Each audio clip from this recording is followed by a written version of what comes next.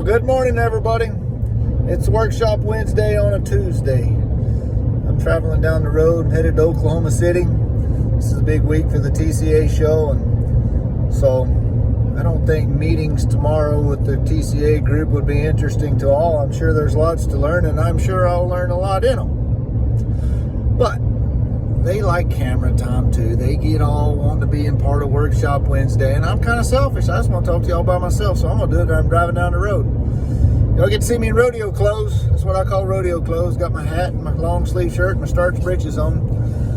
Gotta represent, right? We're gonna look good. Ain't got that funny hat and my goggles on. But anyhow, what we're gonna talk about today is something that it's kind of been on the brain here lately, and it's the business side of things and sharing that passion and sharing the journey. And I was talking to Gordy Alderson earlier today. Hello, Gordy. Thanks for watching, man. I'm learning from everybody and from everything. And Gordy lives a world of production, more to speak, than I am. A custom, one-of-a-kind guy. But at the end of the day, mine and Gordy's path is, or any of y'all, whether y'all are running, no matter what you're doing. I don't care if you're running a grocery store, selling gas, or making bits and spurs like me and Gordy. Business principles and practices are all pretty similar. And marketing and branding and having something of value is getting that sold and getting that appreciated by the market is what we're all trying to do. Gordy and I were talking about me coming up here today and what I have and the differences between our two paths. And one of the things that was brought up is the exclusivity of what I have in my product. I'm only going to build 30 to 50 pieces a year. That's an extremely exclusive supply. Like there's not going to be many people be able to obtain what it is I have, and that has value. Which means I have to charge for it if anybody's going to realize it. If you don't ask for a value of your piece, then nobody's going to give it to you. This can take us a lot of different directions, and I often tell people you got to have courage. You got to have courage to charge what you're worth. Now, that does not mean you get to charge whatever the heck you want. You can't just tell somebody you owe me $20,000 and they'll pay for it. That's not the way it works.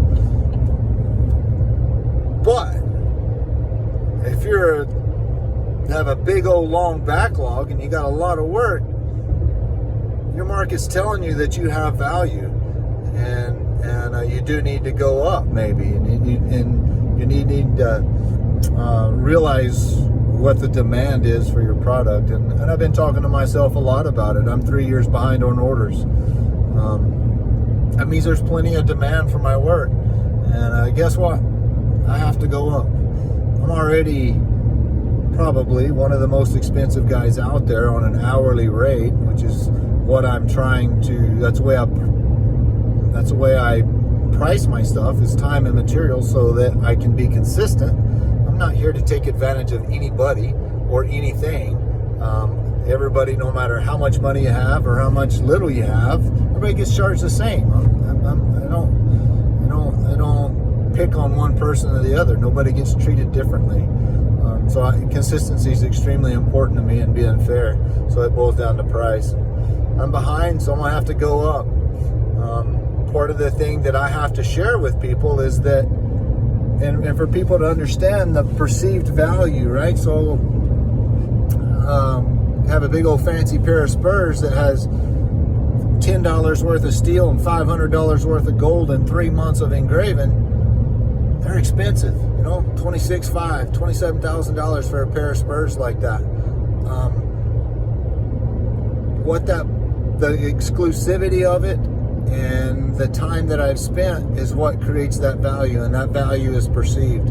So one of the things that we as individuals in our own businesses have to do is to try to explain the value so that people can perceive the real value of where we're at, and truly to make a living, right? I'm trying to make a living doing what I'm doing, and honestly, I want to buy toys. It's real. I want to make some money. I'm tired of living paycheck to paycheck. But sharing this journey and sharing what I can do for somebody is very important. And I think a lot of times that we don't share what it is that we can do for our customer and the exclusivity of our product for people. And I'm on my way today, Oklahoma City, see my old TCA buddies. I hadn't seen them in 2 years for the most part. And it's going to be really, really good to share a week's worth of time with these guys and to be inspired and to go home and go back to work and to see if we can't pass our knowledge on to our Western culture and the 4 disciplines that we represent, and try to increase that perceived value. We do not need to be a culture of part-timers. And if we don't realize the value of our work, you're going to make more money being a greeter at Walmart, and you're going to build bits and spurs in your part-time and in your free time, which means you're part-time, and then you're only going to be part-time as good. So we're all here, man, and I've kind of babbled on about perceived value and having some courage about pricing, and I think we're all going through it.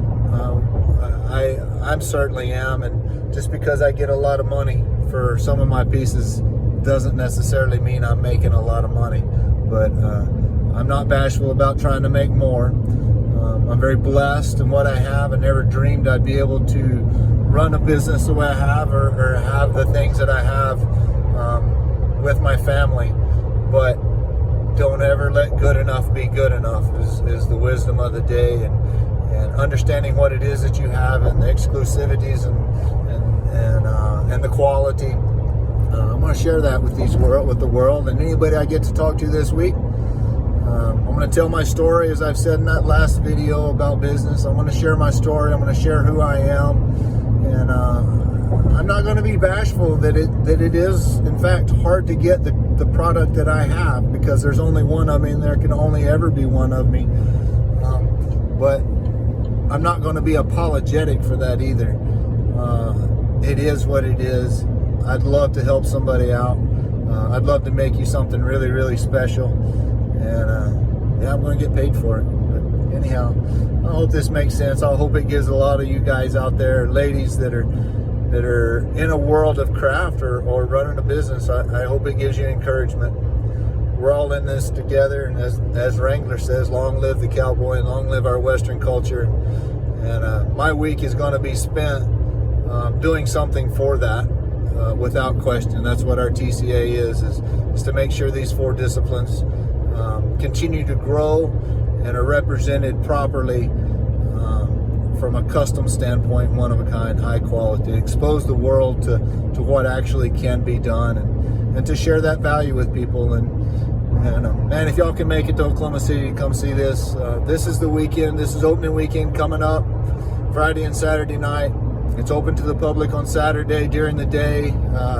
If you want to come to our sale and banquet, you got to buy a ticket. And that's awesome. I mean, it'll be a fun time to see the excitement of the sale. But if you can't make it this weekend, our show will be up through the 2nd of January.